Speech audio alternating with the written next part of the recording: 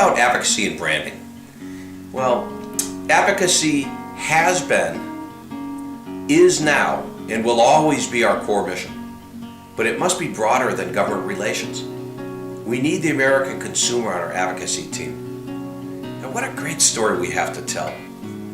You know, the inalienable right to happiness discussed in the Declaration of Independence implies the right to seek economic security, peace of mind, and dignity for ourselves and for those we cherish.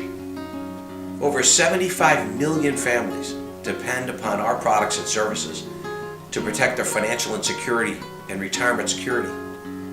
In fact, 20% of all long-term savings in America is in life insurance and annuities. Our industry pays out over $1.5 billion a day in benefits. By comparison, Social Security pays out about $1.8 billion. Is it any wonder that in these very uncertain economic times, we must protect the right of American families and businesses to secure their financial destiny by leveraging dollars for dignity, peace of mind, and promises kept? Our members are financial superheroes to those they serve. Dwight Eisenhower once said that politics ought to be the part-time profession of every citizen who would protect the rights and privileges of free people and who would preserve what is good and fruitful in our national heritage. NAIFA is good and fruitful to our national heritage. Over the years, I've nurtured an abiding friendship with my Congressman Richard E. Neal. He's a ranking member of the House Ways and Means Committee and a greatly respected advocate for our industry. As a former life insurance agent, Rich understands the importance of our products to American families and small businesses. But what if the next generation of advisors doesn't care so much about advocacy?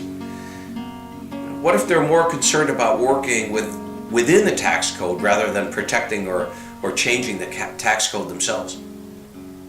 Here's the problem. Most people don't know or understand about advocacy because they're not members and they don't receive our communications. If we were to open up our membership, as I've outlined in my membership videos, we can not only raise the IQ of our profession, we could raise their AQ, their advocacy quotient. Advocacy will remain job number one under my watch, but that term must go beyond politicians to the general public. You know, too often we've allowed the old narratives about our industry from so-called consumer advocates to go unchallenged. We must re-engage the hearts and minds of America. So I'd invite my fellow leaders to consider a new branding initiative that I propose, which would reposition NAIFA members to be first in the minds of the American consumer.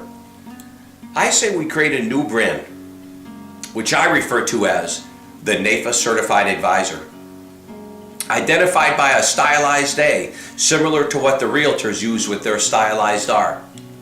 Minimum qualifications would be, of course, at first, that you'd have to be a member of NAIFA in good standing.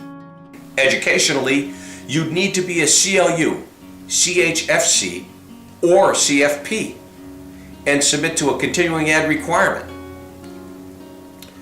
You'd need to be a member of the MDRT or win the NSA or NQA awards from NAIFA. You must attend the NAIFA ethics course or one provided by the American College. I think you should probably have to give $300 a year to PAC and recruit at least one member per year. I'd suggest we pay $100 extra annually into a segregated NAIFA account to use only as a pure branding fee to raise awareness of the NAIFA Certified Advisor brand.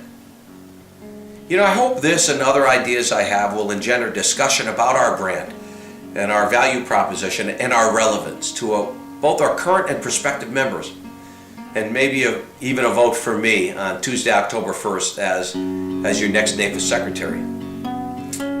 So let's raise their AQ and create a compelling brand for the future of our Federation, and more importantly, a brand that could be trusted and relied upon by our fellow Americans.